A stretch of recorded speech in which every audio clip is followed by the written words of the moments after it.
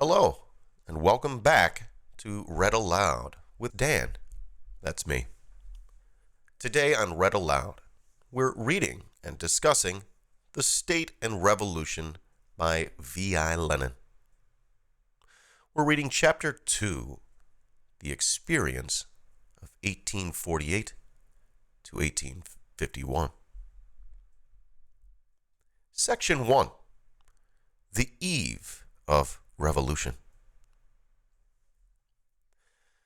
The first works of mature Marxism, The Poverty of Philosophy and the Communist Manifesto, appeared just on the eve of the Revolution of 1848. For this reason, in addition to presenting the general principles of Marxism, they reflect to a certain degree the concrete revolutionary situation of the time. It will, therefore, be more expedient, perhaps, to examine what the authors of these works said about the state immediately before they drew conclusions from the experience of the years 1848 to 1851. In The Poverty of Philosophy, Marx wrote, "The working class, in the course of development, will substitute for the old bourgeois society an association which will preclude classes and their antagonism. And there will be no more political power groups, since the political power is precisely the official expression of class antagonism in bourgeois society." It is instructive to compare this general exposition of the idea of the state disappearing after the abolition of classes with the exposition contained in the Communist Manifesto, written by Marx and Engels a few months later, in November 1847, to be exact.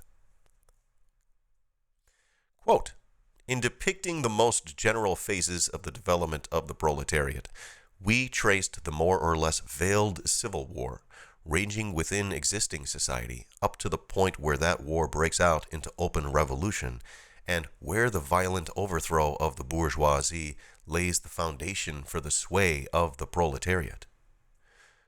We have seen above that the first step in the revolution by the working class is to raise the proletariat to the position of the ruling class to win the battle of democracy.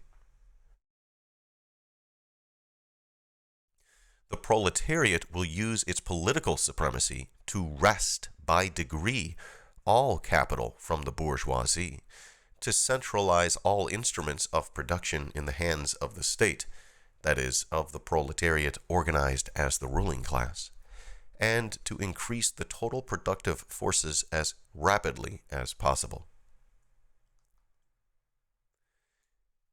Here we have a formulation of one of the most remarkable and most important ideas of Marxism on the subject of the state, namely, the idea of the dictatorship of the proletariat, as Marx and Engels began to call it after the Paris Commune, and also a highly interesting definition of the state, which is also one of the forgotten words of Marxism.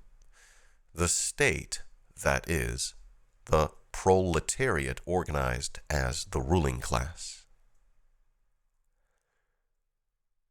This definition of the state has never been explained in the prevailing propaganda and agitation literature of the official social democratic parties. More than that, it has been deliberately ignored, for it is absolutely irreconcilable with reformism, and is a slap in the face for the common opportunist prejudices and Philistine illusions about the, quote, peaceful development of democracy.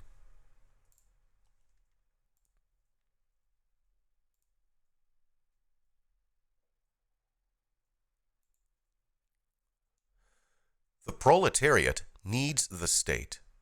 This is repeated by all the opportunists, social chauvinists, and Kautskyites, who assure us that this is what Marx taught.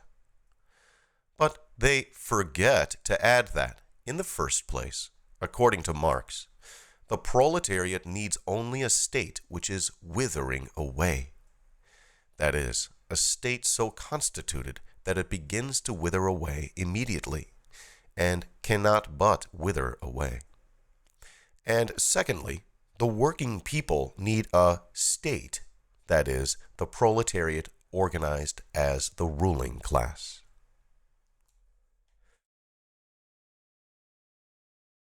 The state is a special organization of force.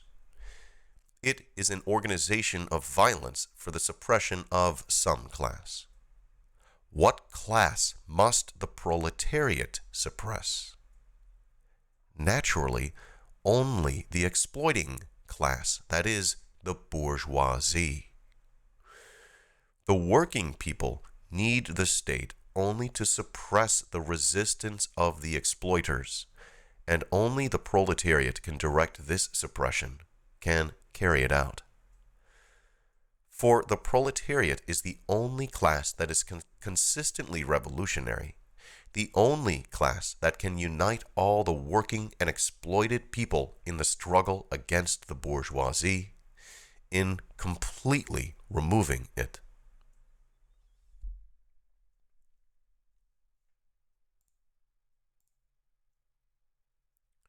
The exploiting classes need political rule to maintain exploitation, that is, in the selfish interests of an insignificant minority against the vast majority of all people. The exploited classes need political rule in order to completely abolish all exploitation, that is, in the interests of the vast majority of the people and against the insignificant minority consisting of the modern slave owners, the land owners, and capitalists. So what he's saying here is we want power for different reasons. We don't want power for power's sake. We want the power to end hunger. When they're in power, there's hunger everywhere. Literally, right now, I could go for a pancake. My stomach's growling. But you know, I'm not starved. I just had a little touch of a hunger pang. It's okay. I'm fine. Don't worry about me. Or if you are worried about me, consider supporting. Reading on. The petty bourgeois Democrats, those sham socialists who replaced the class struggle by dreams of class harmony, even pictured the socialist transformation in a dreamy fashion, not as the overthrow of the rule of the exploiting class, but as the peaceful submission of the minority to the majority, which has become aware of its aims. This petty bourgeois utopia, which is inseparable from the idea of the state being above classes, led in practice to the betrayal of the interests of the working classes, as was shown, for example, by the French revolutions of 1848 and 1871, and by the experience of socialist participation in bourgeois cabinets in Britain, France, Italy, and other countries at the turn of the century.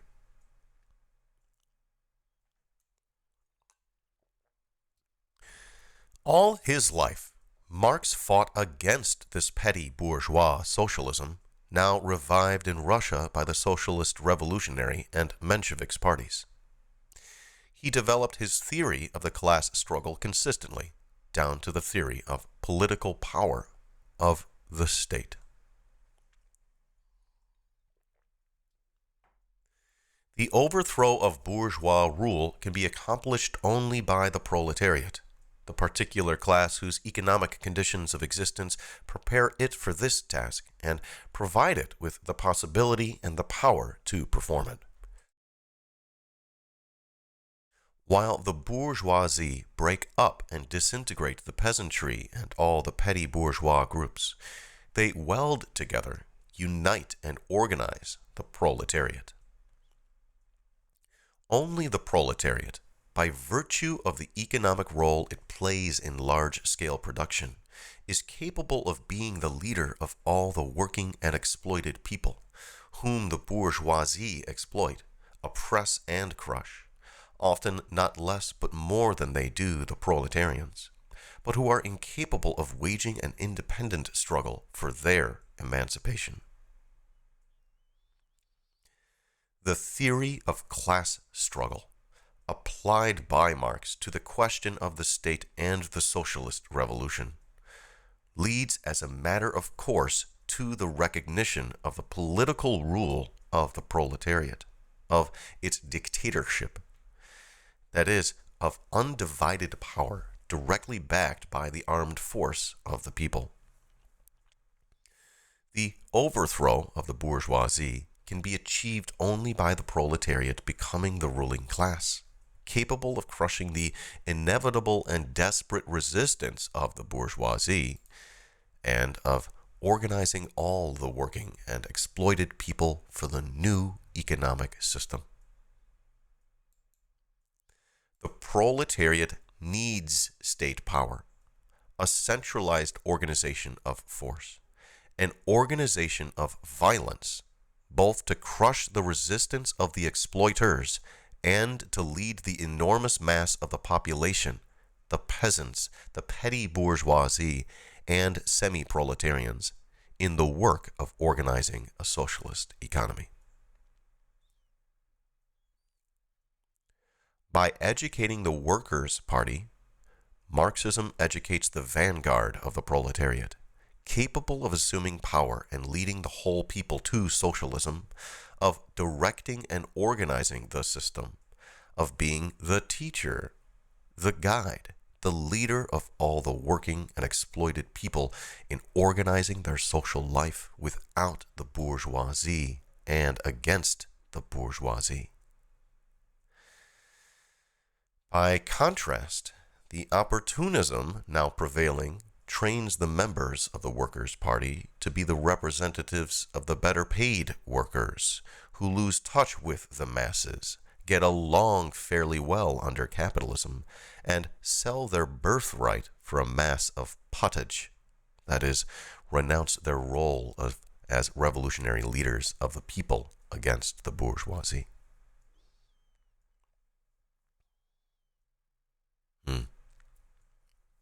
It makes you think of a whole ton of people, doesn't it?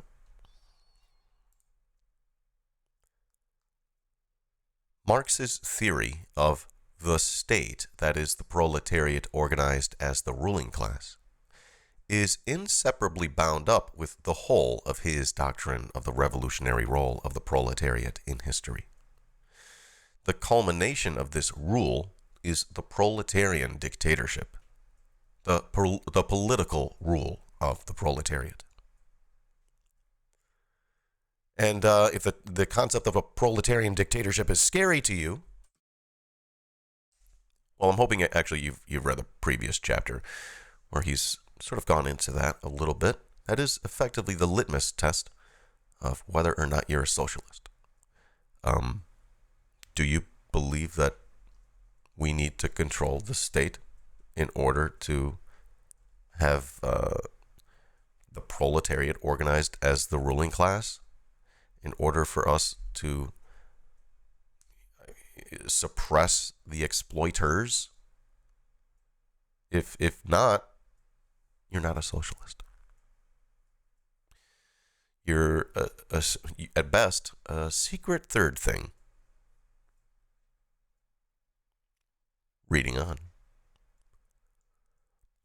But since the proletariat needs the state as a special form of organization of violence against the bourgeoisie, the following conclusion suggests itself. Is it conceivable that such an organization can be created without first abolishing, destroying the state machine created by the bourgeoisie for themselves?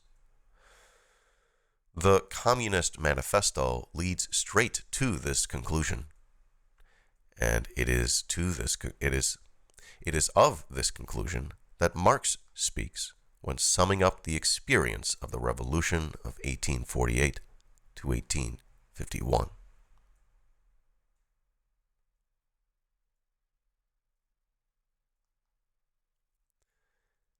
Section 2. The Revolution Summed Up.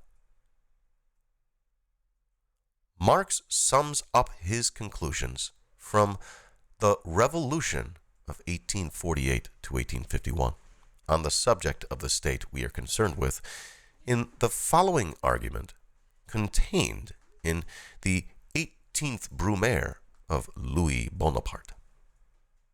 Brumaire. Quote, but the revolution is through-going, rather. It is still journeying through purgatory. It does its work methodically. By December 2nd, 1851, the day of Louis Bonaparte's coup d'etat, it had completed one half of its preparatory work. It is now completing the other half. First, it perfected the parliamentary power in order to be able to overthrow it. Now that it has attained this, it is perfecting the executive power, reducing it to its purest expression, isolating it, setting it up against itself as the sole object, in order to concentrate all its forces of destruction against it. And when it has done this second half of its preliminary work, Europe will leap from its seat and exultantly exclaim, "Well grubbed, old mole." The fuck? This executive power, with its enormous bureaucratic and military organization, with its vast and ingenious state machinery, with a host of officials numbering 500,000, besides an army of another 500,000, this appalling parasitic body, which enmeshes the body of French society and chokes all its pores, sprang up in the days of the absolute monarchy, with the decay of the feudal system, which it helped to hasten. The first French Revolution developed centralization, but at the same time it increased the extent, the attributes, and the number of agents of governmental power. Napoleon completed this state machinery. The legitimate monarchy and the July monarchy added nothing but a greater division of labor. Finally, in its struggle against the revolution, the parliamentary republic found itself compelled to strengthen, along with repressive measures, the resources and centralization of governmental power. All revolutions perfected this machine instead of smashing it. The parties that contended in turn for domination regarded the possession of this huge state edifice as the principal spoils of the victor.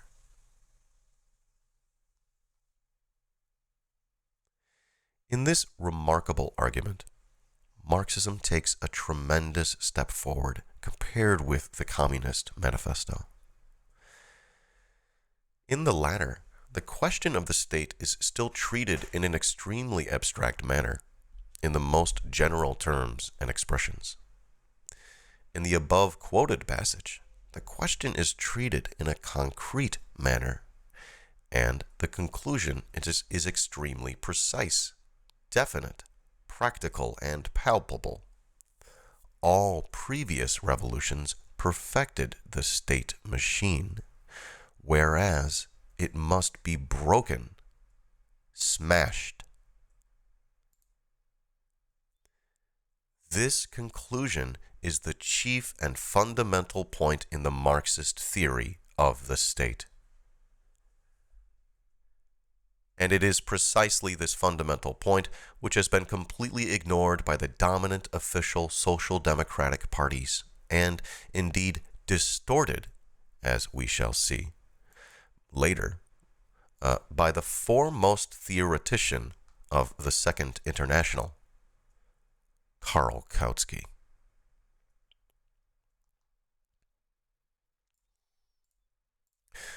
The Communist Manifesto gives a general summary of history, which compels us to regard the state as the organ of class rule and leads us to the inevitable conclusion that the proletariat cannot overthrow the bourgeoisie without first winning political power, without attaining political supremacy, without transforming the state into the proletariat organized as the ruling class, and that this proletarian state will begin to wither away immediately after its victory because the state is unnecessary and cannot exist in a society which there are no class antagonisms.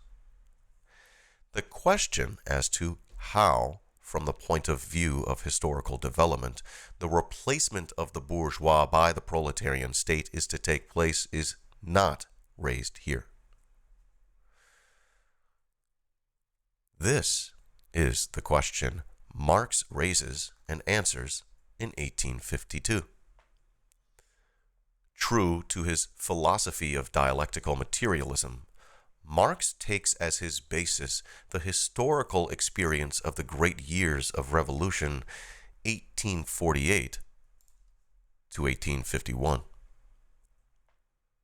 Here, as everywhere else, his theory is a summing up of experience, illuminated by a profound philosophical conception of the world and a rich knowledge of history.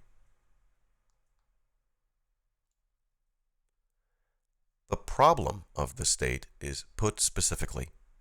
How did the bourgeois state, the state machine necessary for the rule of the bourgeoisie, come into being historically? What changes did it undergo? What evolution did it perform in the course of bourgeois revolutions and in the face of the independent actions of the oppressed classes? What are the tasks of the proletariat in relation to this state machine?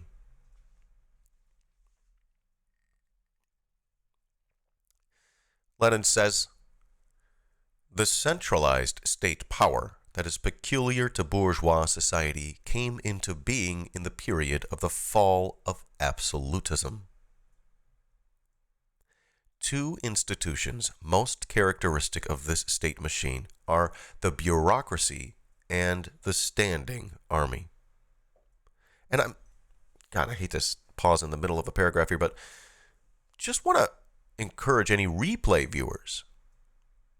If there's anything you ever have a question about, I do encourage you to pause and look it up. Do your best to figure it out. Just like the rest of us, everyone starts somewhere. And we live in a time when if you're relatively resourceful, you can figure out a lot of stuff. So just start digging in. Read actively, which is hard to do when you're listening live. I get that, live viewers. I'm sorry about that. But replay viewers, please pause. Pause throughout and look stuff up if you have to. That's what we all had to do. Reading on. He says, in their works, Marx and Engels repeatedly show that the bourgeoisie are connected with these institutions by thousands of threads. Every worker's experience illustrates this connection in an extremely graphic and impressive manner. From its own bitter experience, the working class learns to recognize this connection.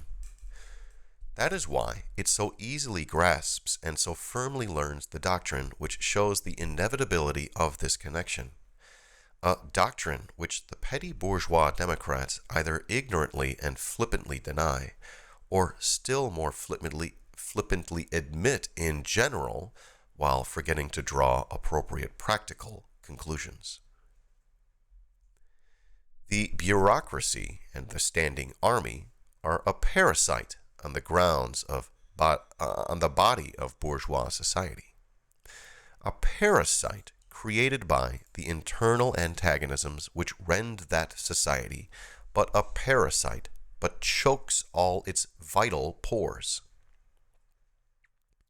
The Kautskyite opportunism, now prevailing in official social democracy, considers the view that the state is a parasitic organism to be the peculiar and exclusive attribute of anarchism.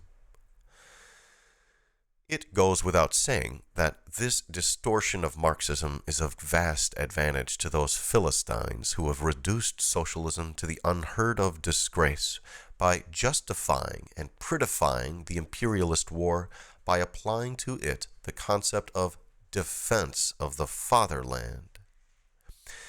But it is unquestionably a distortion nevertheless. The development, perfection, and strength.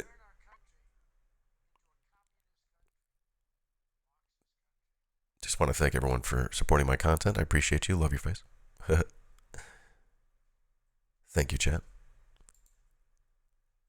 Again, the development, perfection, and strengthening of the bureaucratic and military apparatus proceeded during all the numerous bourgeois revolutions which Europe has witnessed since the fall of feudalism. In particular, it is the petty bourgeois who are attracted to the side of the big bourgeoisie and are largely subordinated to them through this apparatus,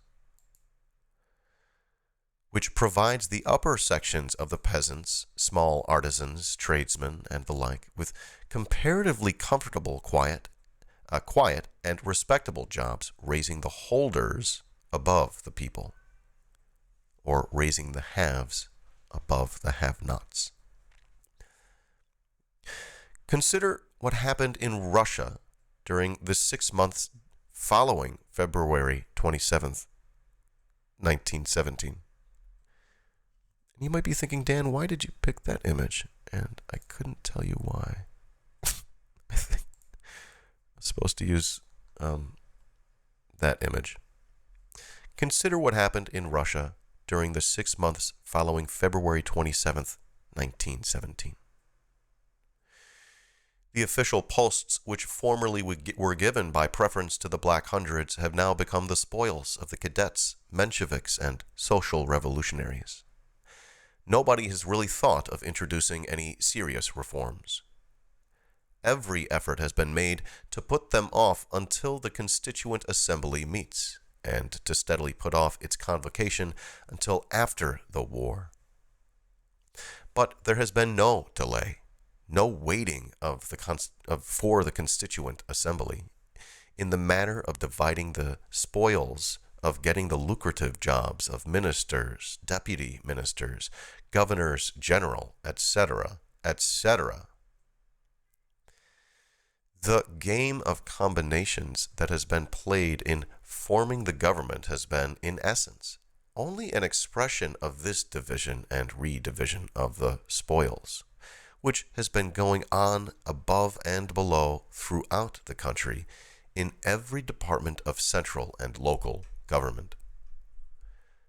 The 6 months between February 27th and August 27th, 1917, can be summed up, objectively summed up beyond all dispute as follows. Reforms shelved, distribution of official jobs accomplished, and mistakes in the distribution corrected by a few redistributions.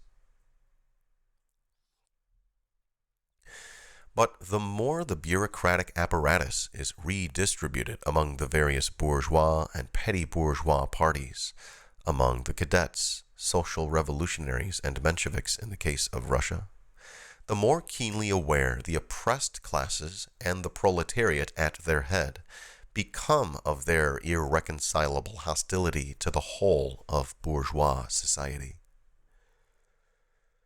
Hence the need for all bourgeois parties, even the most democratic and revolutionary democratic among them, to intensify repressive measures against the revolutionary proletariat, to strengthen the apparatus of coercion, that is, the state machine. This course of events compels the revolution to concentrate all its forces of destruction against the state power, and to set itself the aim not of improving the state machine, but of smashing and destroying it.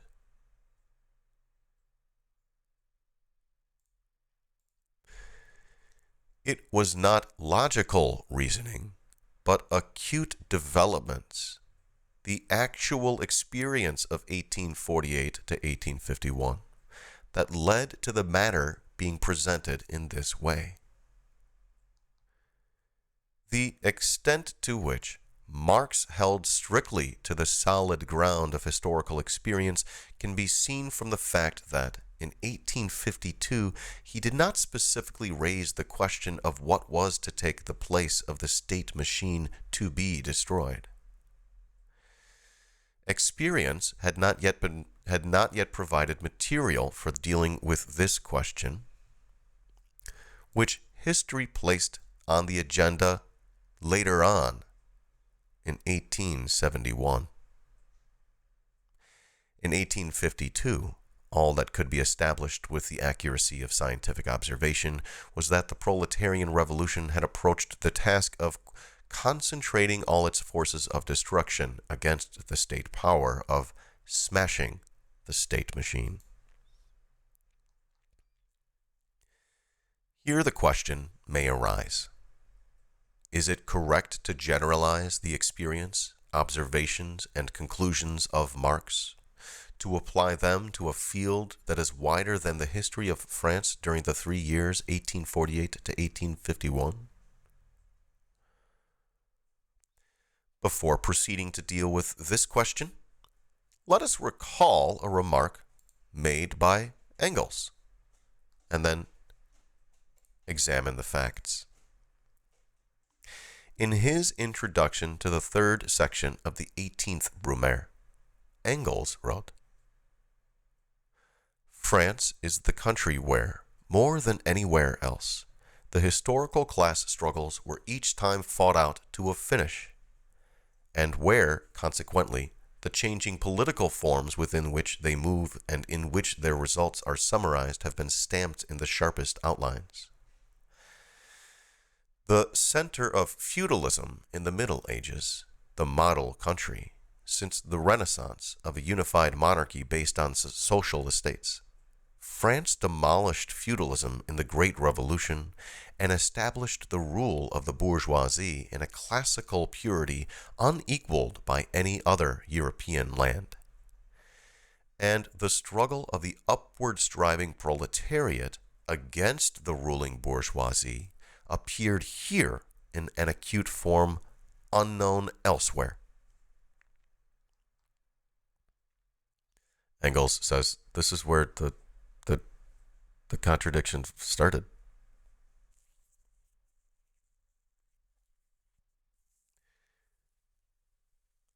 Lenin says, "The last remark is out of date insomuch as since 1871, Paris Commune, there has been a lull in the revolutionary struggle of the French proletariat.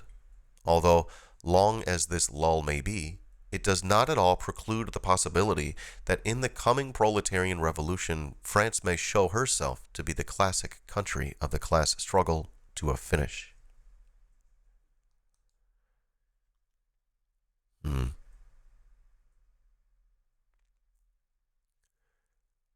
Let us, however, cast a general glance over the history of the advanced countries at the turn of the century.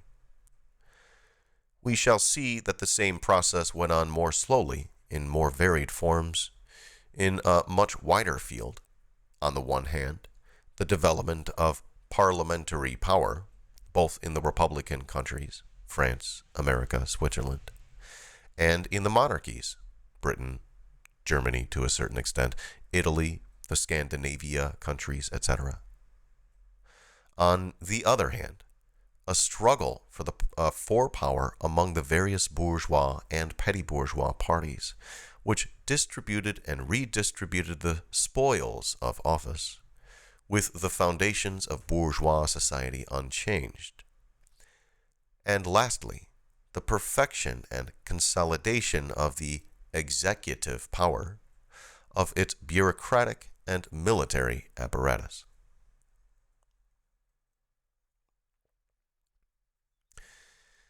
There is not the slightest doubt that these features are common to the whole of modern evolution of all capitalist states in general. In the last 3 years, 1848 to 1851, France displayed in a swift, sharp, concentrated form the very same processes of development which are peculiar to the whole capitalist world. Imperialism, the era of bank capital, the era of gigantic capitalist monopolies, of the development of monopoly capitalism into state monopoly capitalism, has clearly shown an unprecedented growth in its bureaucratic and military apparatus in connection with the intensification of repressive measures against the proletariat, both in the monarchical and in the freest republican countries.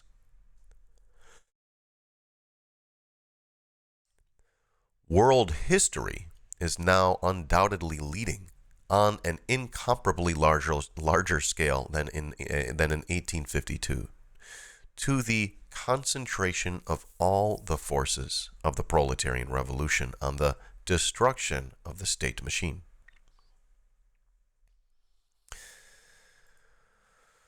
What the proletariat will put in its place is suggested by the highly instructive material furnished by the Paris Commune.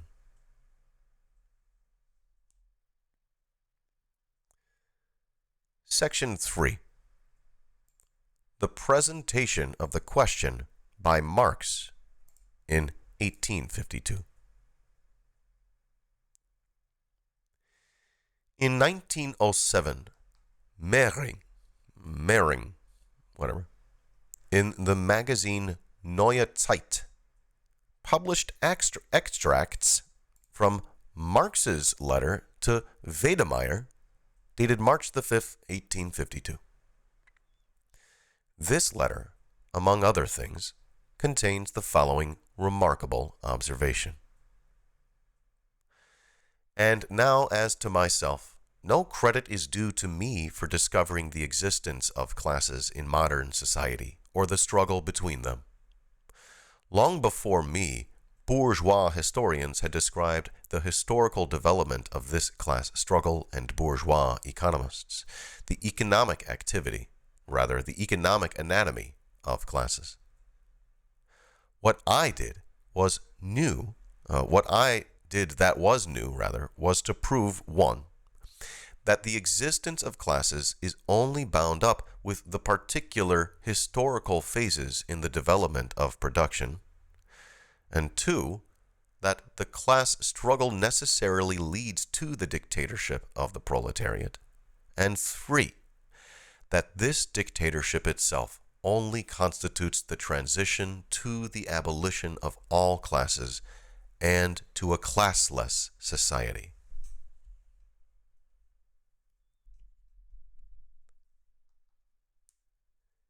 In these words, Marx succeeded in expressing with striking clarity, first, the chief and radical difference between his theory and that of the foremost and most profound thinkers of the bourgeoisie, and secondly, the essence of his theory of the state.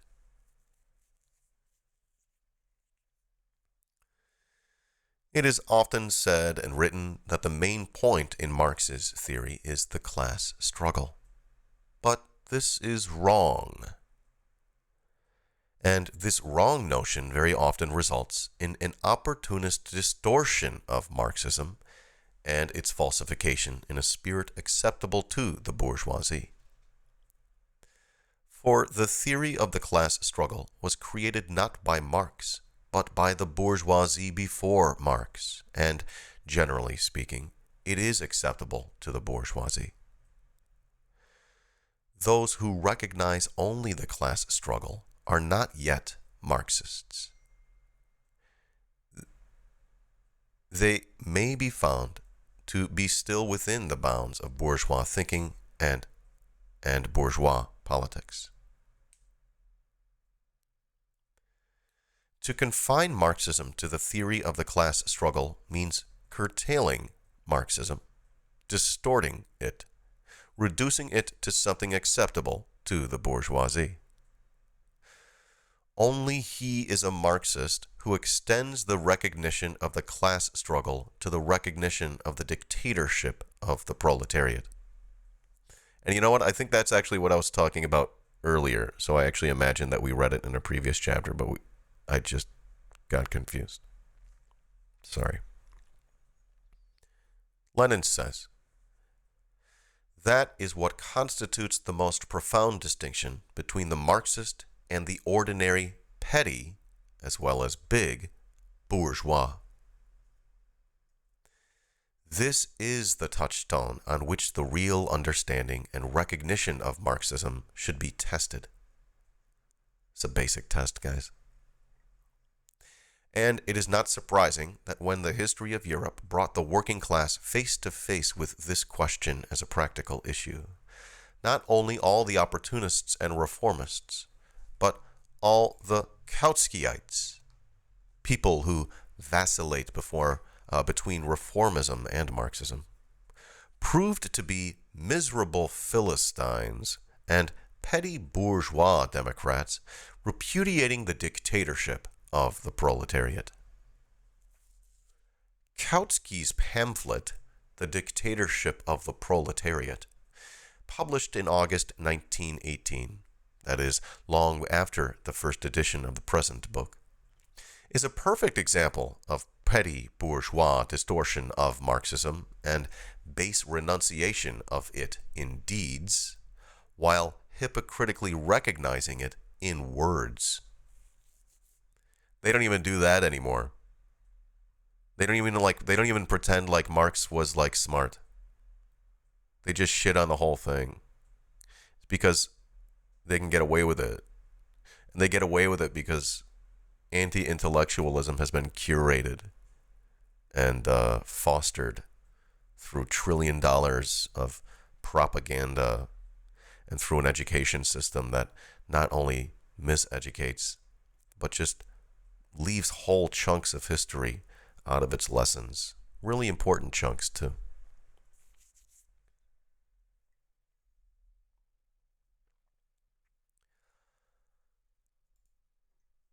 Lenin says, opportunism today, as represented by its principal spokesman, the ex-Marxist Karl Kautsky, fits in completely with Marx's characterization of the bourgeois position quoted above. For this opportunism limits recognition of the class struggle to the sphere of bourgeois relations. Within this sphere, within its framework, not a single educated liberal will refuse to recognize the class struggle in principle. Opportunism does not extend recognition of the class struggle to the cardinal point, to the period of transition from capitalism to communism, of the overthrow and the complete abolition of the bourgeoisie. In reality, this period inevitably is a period of an unprecedentedly violent class struggle in unprecedentedly acute forms, and consequently, during this period must inevitably be a state that is democratic in a new way for the proletariat and the propertyless in general, and dictatorial in a new way against the bourgeoisie.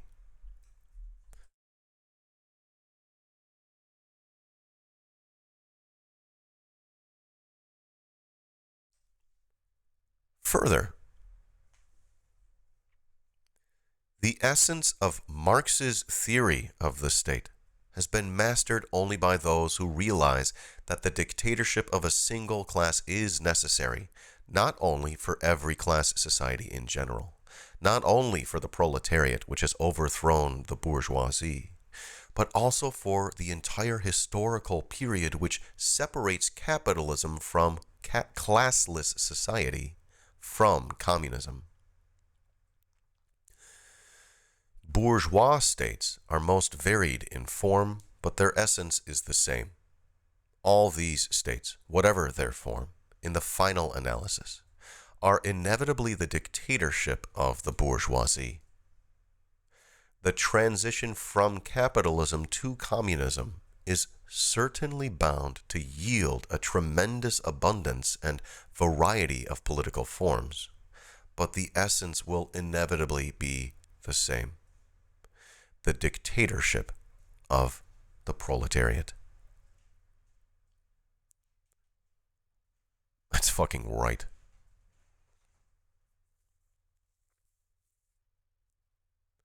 Well, I hope you've enjoyed today's reading. I certainly did. If you're watching live, stick around.